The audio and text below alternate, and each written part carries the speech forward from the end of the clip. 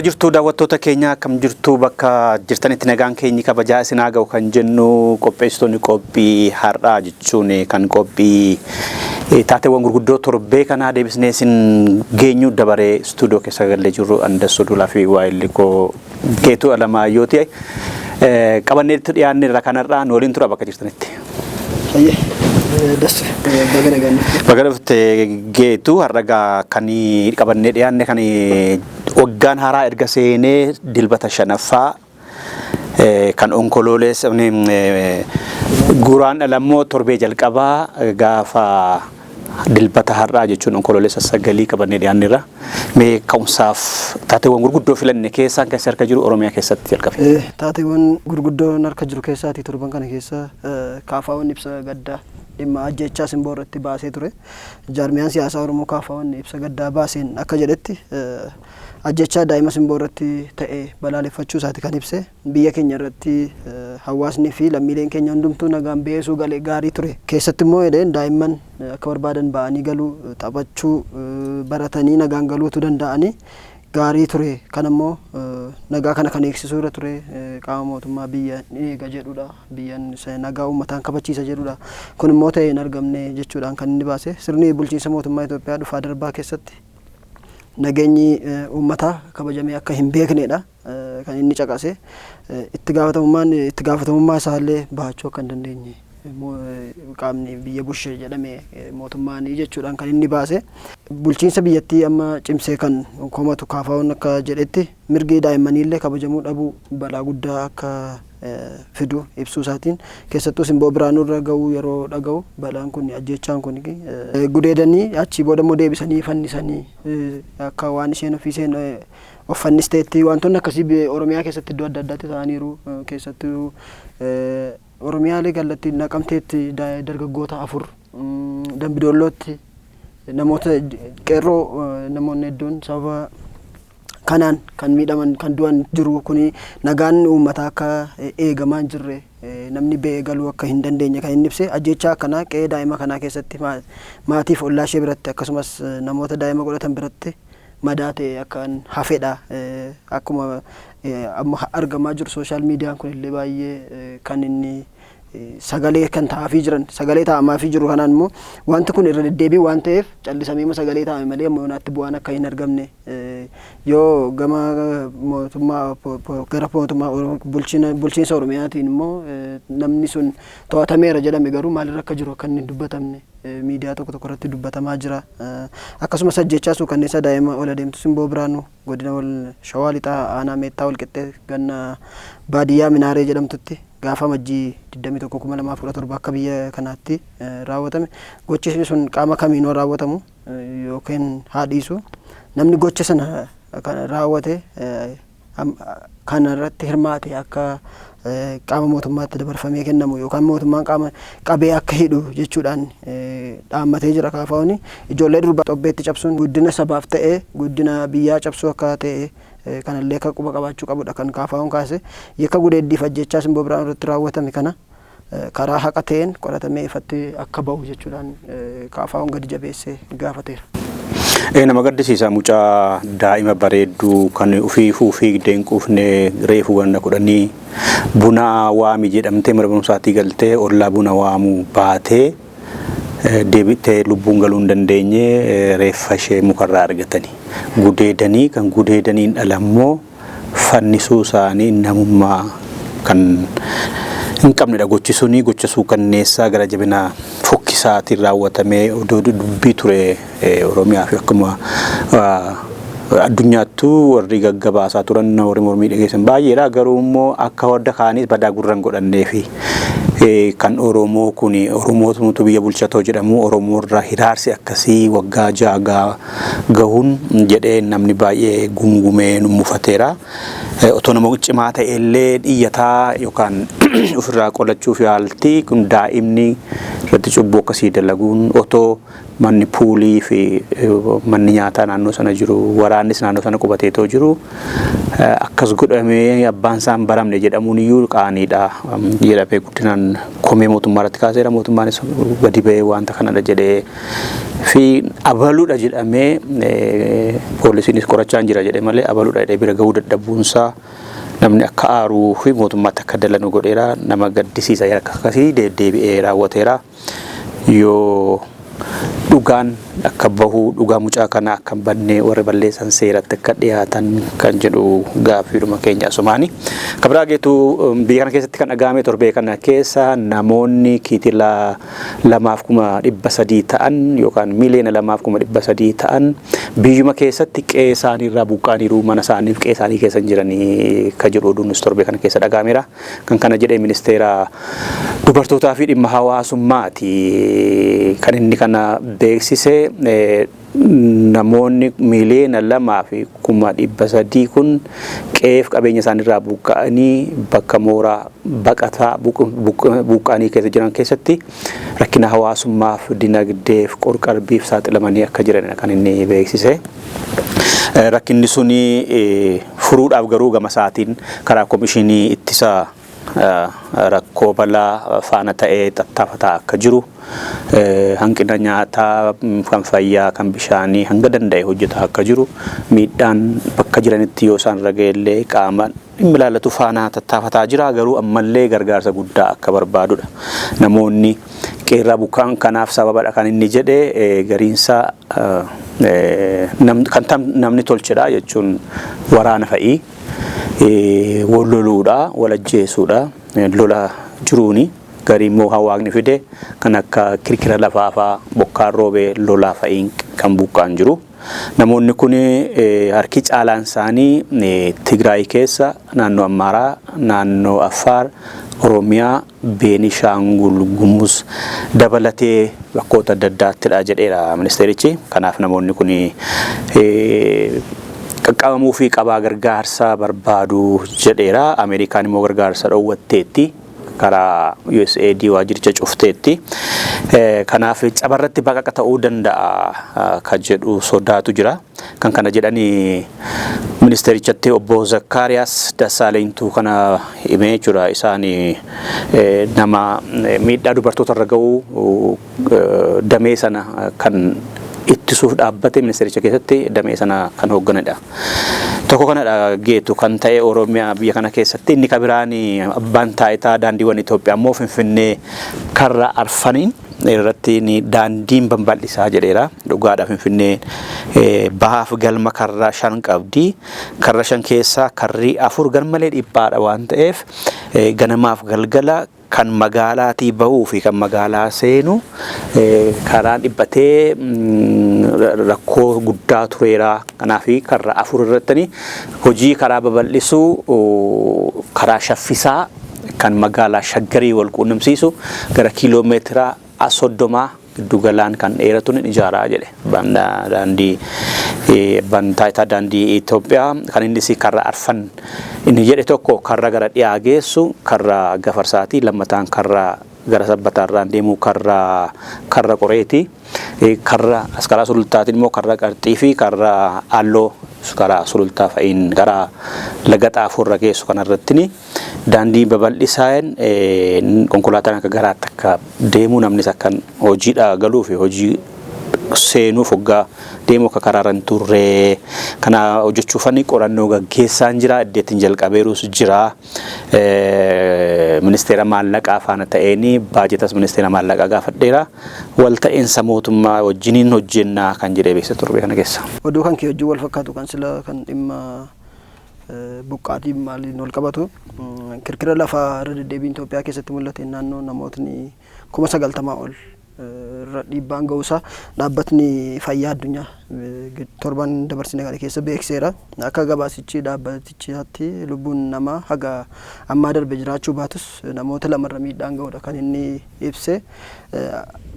Namootni 75,000 ol naannoo balaa kanaaf kan saaxilaman yoo ta'an kan hafan yoo kan kaafaman immoo kan baafaman yoo ta'u naannoo namoonni akka dhaabbatichi jedhetti namootni 75,000 ol naannoo balaaf saaxilamoo ta'an irraa kan kaafaman yoo ta'u kanneen keessaa namoonni 55,000 naannoo Affaaritti 20,000 immoo naannoo Oromiyaa keessa akka qubsiifamanii jiranidha kan dhaabbatni fayyaa addunyaa beeksise.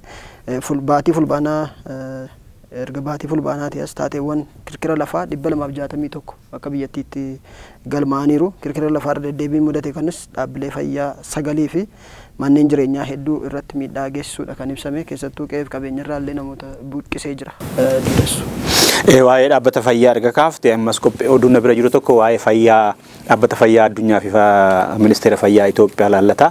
Ministeerri fayyaa Itoophiyaa hojjettoota fayyaa irratti bobba'anii hojjetanii qacaramanii hojjetaa turan kan kaffaltiin isaanii karaa dhaabbata gargaarsaa Ameerikaatiin ture hanan kaffaluun qabu isaanii fi jedhee ministeerri fayyaa kan beeksise torbee kana keessa ture. Keessattuu biiroolee fayyaa kan Oromiyaa, naannoo Amaaraa, magaalaa Finfinnee fa'aa kan biraas beeksiseera.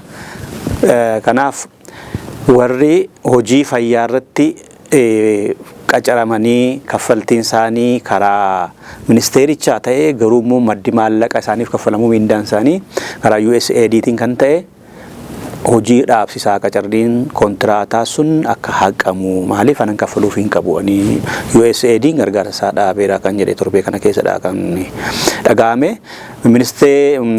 Akka fayyaattis dhaabbanni fayyaa addunyaas torbeedhuma darbe keessa innis akkana ogeessota fayyaa akka addunyaatti qacaruu kan dandeenye akka dhaabeeru beeksiseera. Sababni isaa immoo Ameerikaan baajeta deeggarsa dhaabbata fayyaa addunyaaf kennaa turte Doonaald Tiraamp erga aangootti dhufanii waan dhaabaniif nurraa waan kutaniif nama qacaruu hin dandeenyu nuu beekaa kan jedhes torbee darbe keessadha. Kana jechuun dhaabbanni fayyaa addunyaa kan biyyoota adda addaa hojjettoota ergee nama qacaree waa'ee fayyaa irratti hojjechiisu gargaarsa kennuu nafa jechuudha. Kanaaf booda yookaan immoo garmalee xiqqaata jechuudha. Kun immoo biyya kanas kan dabalatee lallataa biyya kanas garmadhee miidhuunsaan oduu dhimma fayyaa wal qabate. Oduun itti aanumas kanuma biyya keessaati. Poolisiin federaalaa balaawwan ibiddaa baatilee 6 darban keessatti ta'an magaalaa Finfinnee keessatti ta'an keessa 10 itti yaadamaniiti jechuudhaanidha kan inni beeksise. Beekaa jechuudha. 10 itti yaadamee ta'ee jedhame jechuudha. Poolisiin federaalaa bu'aa qorannoo forensikii ka'umsa balaawwan ibiddaa 300 baatiiwwan 6 darban keessatti magaalaa Finfinnee fi naannoo biratti mudatan beeksisee ture.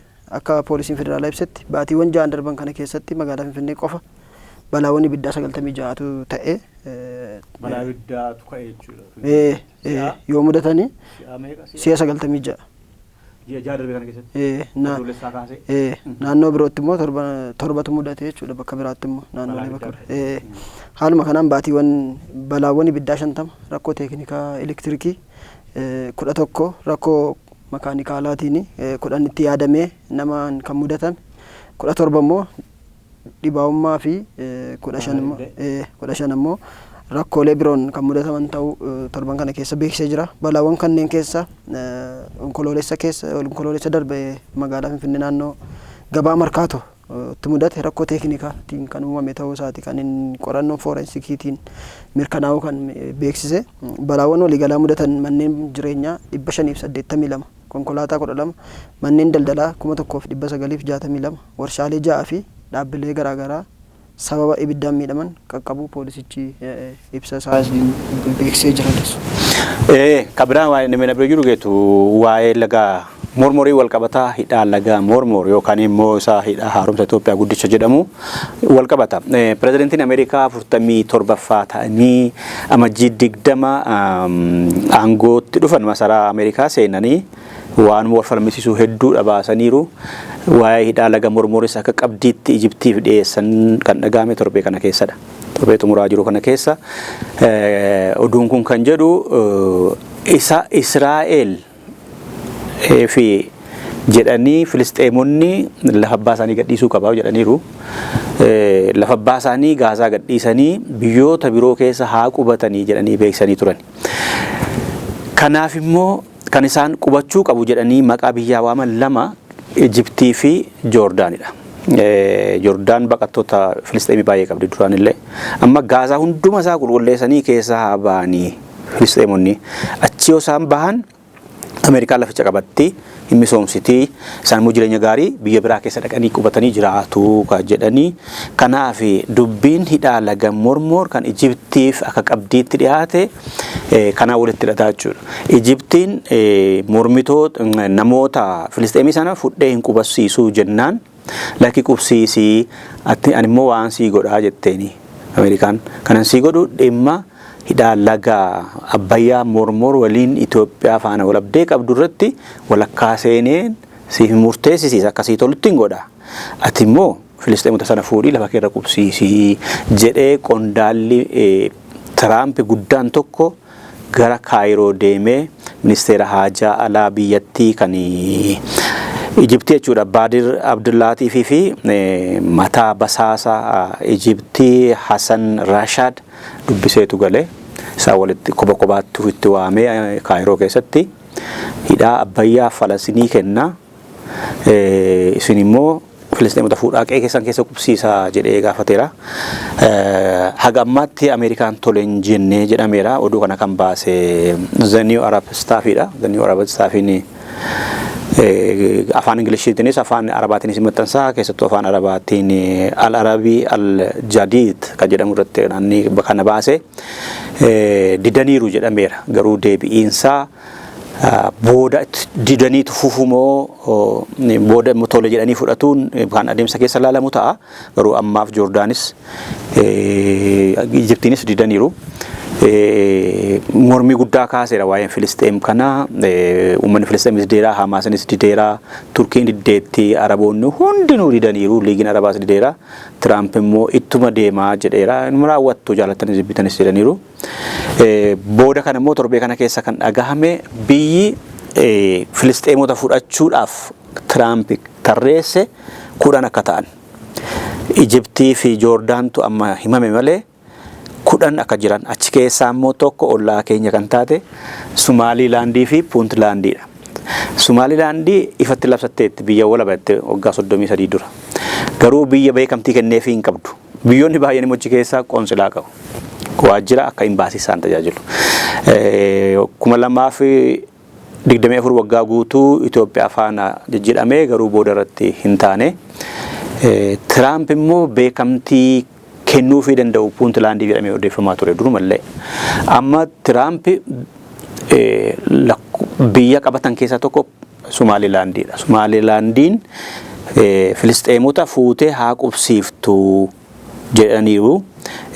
Puuntlaand illee akkasuma. Amma gaa Sumaalilaandiin tolechuu dandeessi ta'a. Maaliif beekamtii biyyaa barbaaddi? Isheenis haal duree keessi qaba.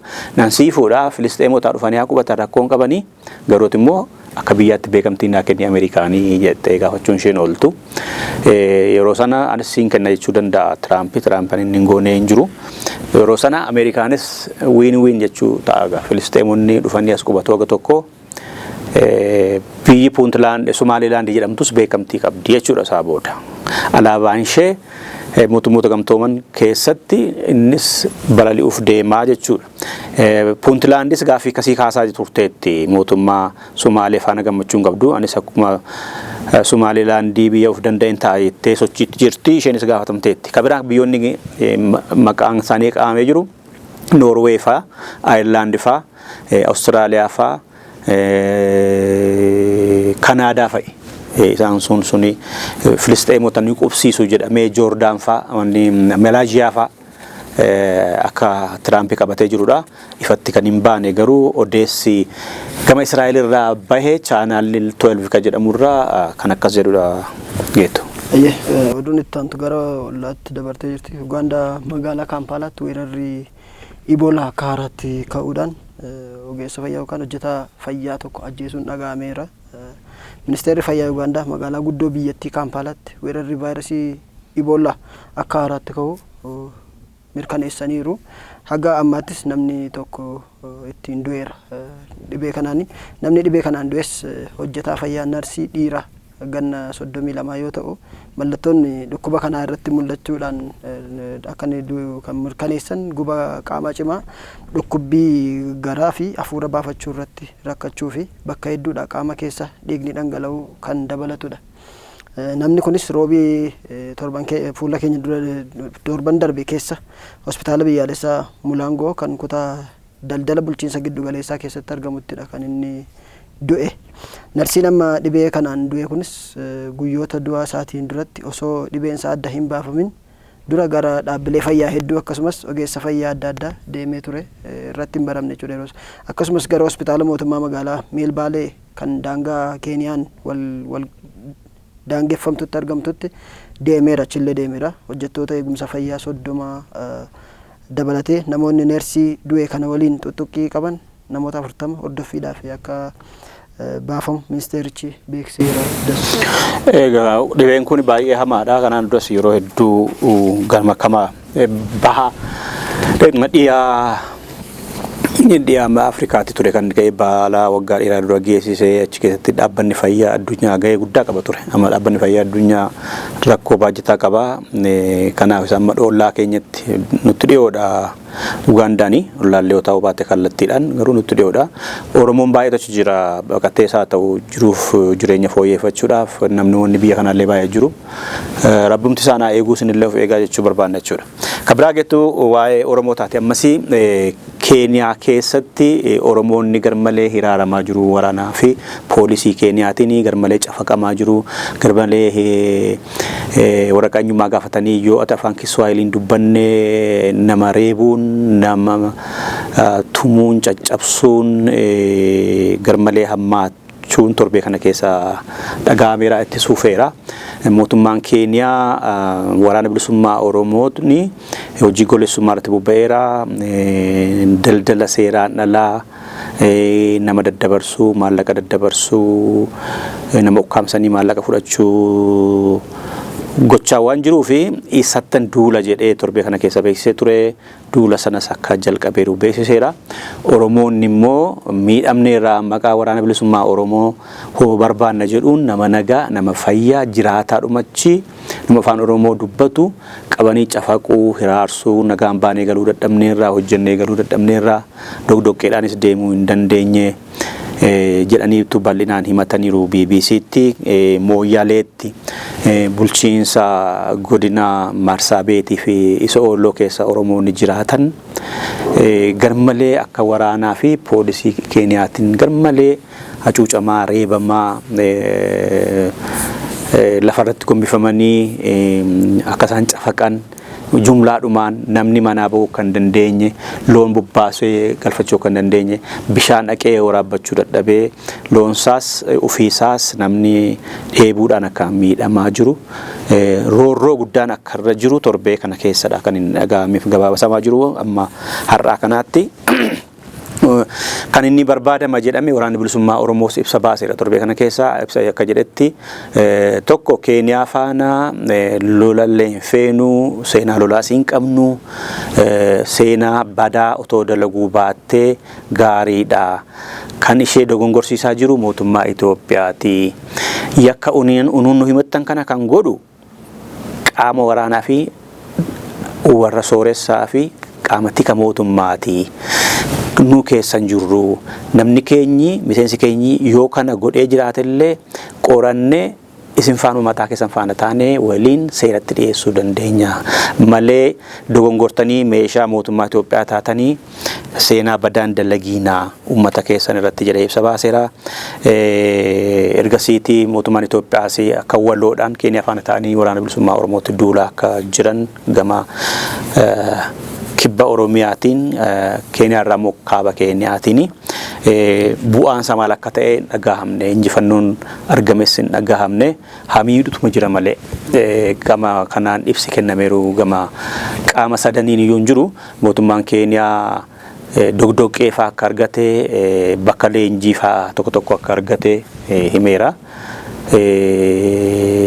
Qondaala tokko immoo magaalaa keessatti qabadheera jedheera. Qondaalli sun ajaja waraanaa akka ta'e tontaane qondaala hojii sanaaf nama hojjetu, hojii waraana bilisummaa Oromoof akka socho'ee nama hojjetu akka ta'edha malee ajaja waraanaa kutaa akkasii ajaja hin baafne mootummaan Keeniyaa Mooyyaleetti Naaroobii keessatti akka qabatedha.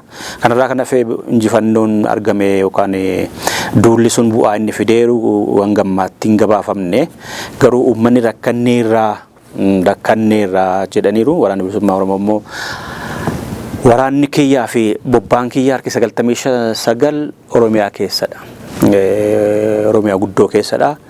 Dhibbentaan 5 kan ta'u immoo daangaarra dhala waan ta'eef dongorotuu baattee kan jiru ibsa baaseera. Mootummaan Itoophiyaas akkuma jedhee waliin duularra waraana bilisummaa Oromoo qulqulleessuurra akka jiranidha kan ibsanii. Odeeffannoon tokko ba'an immoo akka jedhame sana akka hin taane kan agarsiisan bahaa'u. Garuu akkuma dura jedhe injifannoon argame duula sanaatiin gama mootummaa Itoophiyaatiinis gama mootummaa Keeniyaatiinis waraanni bilisummaa Oromoos ifatti gadi bahanii eegalamuu isaatiin kan ala ammammaatti waan argatameeru wanti dubbatame dhaga'amne.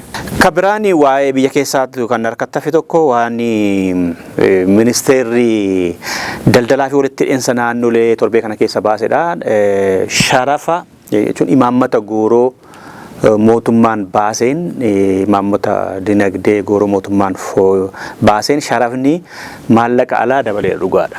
Sana sababeeffatanii daldaltoonni kachachalarratti ba'aniiru kan jedhe 100,000 caalan adabeera tarkaanfii bulchiinsaa fi tarkaanfii seeraa irratti fudheera kan jedhee beeksisa ji'a 6 darban kana keessa jechuudha. Ji'a 6 keessa fulbaanaa kaasee hanga amajjiitti waan kana dalageera kan jedhee torbee kana keessadha. Ji'a 6 darbee kana keessa daldaltoota 100,000 fi 8,311 ta'an hordoffii taasiseen yakka irratti bobba'anii otoo jiraniin qabadhee jedhe ministeerichi. Akka inni jedhetti daldaltoota 100,000 fi 8,311 kana keessaati daldaltoota fi dhaabbilee daldalaa 932 ta'an hayyama hojii isaanii hayyama daldala isaanii suruma isaa cufeera jala haqeera jedhe. Warra kaan immoo tarkaanfii uguruufaa mana seeraatti dhiyeessee adabsiisuufaa jaraa cuqqaaluufaa kana samsuufaa kana fudhadheera jedhe. Tarkaanfii kana fudhateen fi waan daldalaa kontiroobaandii wal qabatu qabateen tarkaanfii daldaltootaa fi dhaabbilee daldalaa kanarratti fudhatamee irraa maallaqa argateen warra seeraan alaa otoo fe'anii shaqaxoota qabaman isaaniinis gurguree seeraan gurguree maallaqa kitila 56 ji'a 6 kana keessatti argadheera jedhe mootummaan karaa ministeera daldalaa fi walitti hidheensa naannoleetiin. Kan kana jedhani obbo Liiquu Banabbaruuti. Akka isaan jedhanitti namoonni daldaltoonni fi dhaabbileen daldalaa kun kan isaan raawwatan tokko gatii dabaluu sharafa alaa sababii godhatanii gatii shaqaxaa garmalee dabalanii kan hin mallee fi argataniiru. Gatii shaqaxaa garmalee ol guddisanii nama rakkisaniiru. Kabiraa immoo shaqaxa dhoksaniiru. Kabiraa immoo keessa olola oofanii akka uummanni shororkaa'u jireenyi qaala'eera. Gatiin ammana dabalee ammana immoo galuuf hin jiru alirraati jedhanii olola sobaa nama shororkeessaniiru uummata keessa oofanii jedhe ministeerichi. Kanaaf daldaltoonni fi dhaabbileen daldalaa kitila 100 fi kitila 8 fi 331 adabeera. Achi keessaa 932 immoo siruma hayyama isaanii irraa fudheera mulqeera lammata daldalatti hin galanii jedhe. Warra adabaman kana keessaa gariin isaanii dhiifama waan gaafataniif mallatteessanii lammataa ittiin deebinu jedhanii warra hojiittis deebi'aniiru jiru jedheera geetu. Ana bira oduu xumuraa wal fakkaatu lamatu jira. Asumaan si goolabeen waan qabdaate xumurta. Finciltoonni Koongoo torban dabarsine kana keessa dhukaasa dhaabuun dhagahamee jira. Gamtaan garee finciltoota Rippaabilika Dimokiraatawaa Koongoo kibxata darbe jechuun gurraandhala 4,2025 irraa kaasee yeroodhaaf dhukaasa dhaabuu ibseera. Sababni isaa immoo deeggarsi namoomaa waan barbaachisuuf jechuudhaan kan inni dubbate. Finciltoonni M23 erga kutaalee gama baha biyyatti hedduu dhuunfatanii booda deeggarsi namoomaa ummaticha bira ga'uu qaba jechuun yeroof akka lola dhaabanidha kan isaan ibsanii. torbee darbe kana keessa loltoonni M23 magaalaa guddittii gama baha Riippaabilika Koongoo Gommaa fi naannoo ishee erga qabatanii booda namoota 900 ol ajjeefamuu fi 2,880 ol ta'an immoo madaa'uu dhaabbatni mootummoota gamtoomanii baaseera yookaan ibseera. Biyyootni badhaadhoon torba yookaan garee torbaa fi gamtaa Awurooppaa haleellaan akkasii kun abbaa biyyummaa Riippaabilikaana Dimokiraataa Koongoo ifatti kan sarbudha jechuudhaan balaaleffataniiru. Ammas sababa lola gama dhiyaa biyyattii jiruutiin erga bara 2025 as seeneeti namoonni 400 ol ta'an dirqiin qe'eef qabeenya isaaniirraa akka buqqaafamanidha dhaabbatni mootummoota gamtoomanii kan baase dassu kanumaan wal qabate oduun wal fakkaatu kan Koongoo keessaan wal qabate Riippaabilikaana Dimokiraataa Koongootti dubartoonni 100 mana hidhaa keessatti gudeedamudha kan inni baase. Dhaabbatni mootummoota gamtoomanii Riippaabilika Dimokiraataa Koongoo magaalaa Gommaatti finciltootni biyyattii mana hidhaa cabsuun dubartoota mana hidhaa turan 100 ol osoo hidhaatii ba'uuf yaalanii hidhamtoota dhiiraan gudeedamuu fi kan kaan jiraatti biddaan gubataniiru jechuudhaan dhaabbatni biyyoota gamtoomanii torban dabarsine kana keessa baaseera. Finciltoonni Koongoo Gommaa to'achuu erga jalqabanii booda hidhamtoonni 100 lakkaa'aman wiixata darbe mana hidhaa Munzeenzee cabsanii bahaniiru. Dubartoonni 165 haga 167 ta'an irratti hidhamtoota dhiiraatiin yeroo mana hidhaa cabsanii bahan gudeedamuu isaanii dhaabbatichi ibsasaa kanaan ibseera. Suursagareen torban darbe mana hidhaa keessaa yeroo isaan cabsanii bahan waraabaman illee miidiyaa adda addaa irra naanna'aa akka agarsiisutti bakka sana keessa yeroo baqachaa turan aarri duuba isaaniitii akka mul'achaa turedha jechuudha. Akkuma dura kaasee namoonni gubatan illee jira waan jedheef mana hidhaa sana keessatti ibiddi qabsiifamudha kan inni mul'isu dassu. Gudeedamaniitu ajjeesan jechumatti nama gaddisiisa. Gara jabina kunis hamaa. Inni xumuraan bira geetu gara Turkii nu geessa. Turkii nu geesseetu waa'ee adabbii mana murtii Turkii tokkodha kan nama raajidha. Manni murtii Turkii obbolaa lamaan akka isaan waggaa 45,000 fi waggaa 376 fi ji'a 6 hidhaman jedhee murteesse. Waggaa 45,000 fi waggaa 376 fi ji'a 6 akka hidhamanii jedhee. Obbolaan lamaan kun maqaan isaanii Muhammad Aydinii fi Fatee Aydin jedhamu. Isaan kun lamaanii bara 2016 kaasanii amma bara 2018tti hojii nama gowwoomsuu irratti bobba'aniiru jedha himanni abbaan alangaa biyyattii irratti bane. Inni jalqabaa Muhammad Aydin namni jedhamu kun bara 2016 keessa onlaayinii marsariitii irratti dhaabbata daldalaa tokko beeksise. Dhaabbanni daldalaa sun maqaan isaa Faarme Baank jedhama. Faarme Baankii suni hojii beeksisuu qonnaa fi bu'aalee qonnaati. Achirratti beeksisa. Fakkeenyaaf lukkuufaa, killeefaa, jabbii faranjiifaa, loon faranjii kana fa'aa agarsiisa. Isa achirratti namatti agarsiisee namoonni weebsaayitii sanarra marsariitii sanarra dhaqanii lukkuus ilaalanii lukkuu kana bitadha gatiin isaa meeqa jedhu qarshii ammanaa liiree ammanaati jedha. Jabbiin faranjii kun meeqa jedhu hammana jedha. Kanaaf beeyladaa fi oomisha qonnaa gurgurataa bahe. Muhammad Aydin namni jedhamu kun jechuudha. Obboleessaa kan Fatee Aydin jedhamu immoo dhaabbata kana akka bulchuuttidha kan hojiin isaa irratti ramadamee ture. Kanaaf waggaa 3 guutuu 2016, 17 fi 18 uummata biyya sanaa 100,000 fi 30,000 irraatii maallaqa biyya sanaa biiliyoona 100 fi biiliyoona 31 funaannatan. Onlaayinii jechuudha. Lukkuuf agarsiisuu, killeef agarsiisuu, jabbii faranjiif agarsiisuu, midhaan fa'aa agarsiisuu uummanni maallaqa baankii isaanitti galchaa fi garuu waan ijaan argan malee qaama naqanii jabbiis, qamadiis, killees, lukkuus hin fudhanne jirre. Waggaa 3 guutuu nama 100,000 fi nama 30,000 irraatii liiree biyya sanaa maallaqa biyya sanaa biiliyoona 100 fi biiliyoona 31 walitti qabatan jiru. sagalitti bakki buutee isaa dhabame jechuudha. Maallaqas fudhatee waan gurgurees jabbii namaa siin kennine lukkuu namaa siin kennine maallaquma isaa biliyoona 100 biliyoona 31 walitti qabatee dhadhaa bidda buute ta'e. Barbaadamee 2021 Biraazil keessatti argama.